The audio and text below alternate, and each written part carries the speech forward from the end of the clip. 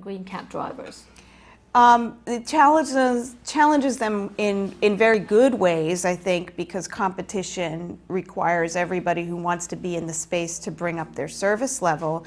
And so I think, you know, yellow cab owners and agents and drivers, when they didn't have competition, sort of didn't aspire to a higher service level.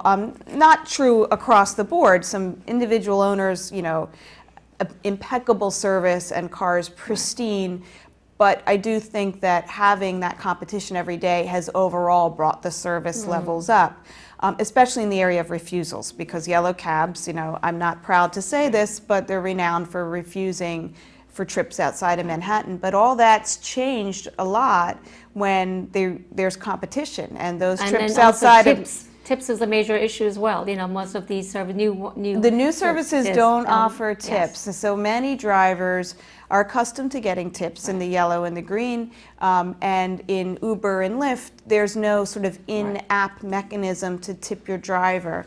And so that is an issue of concern. Fare cuts are another issue of concern for drivers, whether they're making as much as they used to. In taxi, we set the fare, so you know, whatever you think about it, it's not changing unless there's a huge process. So we've seen some decline in trips in taxis. Most of them, you know, they frequent Manhattan. There's been a decline in trips. But a lot of the growth that we've seen with the Uber and Lyfts has really been in the boroughs as well.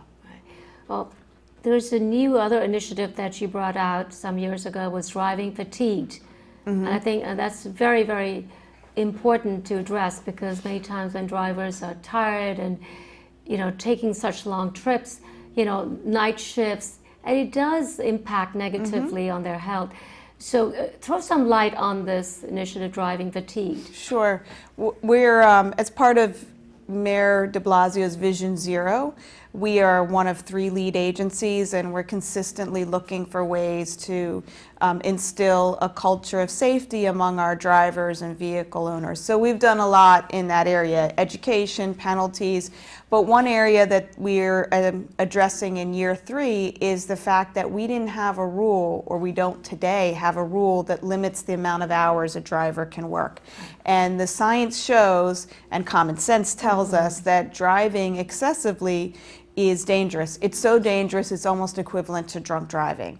And the longer the number of hours you drive, the higher the percentage that you'll get into a crash. So with 140,000 licensed drivers out there, I think we owe it to the drivers and to everybody who shares. Hey YouTube fans, I'm Sneha. Thanks so much for checking out our YouTube channel. Subscribe to watch the latest interviews, ITV's coverage of feature events and digital exclusives. And don't forget that you can get ITV on Time Warner Cablevision and RCN.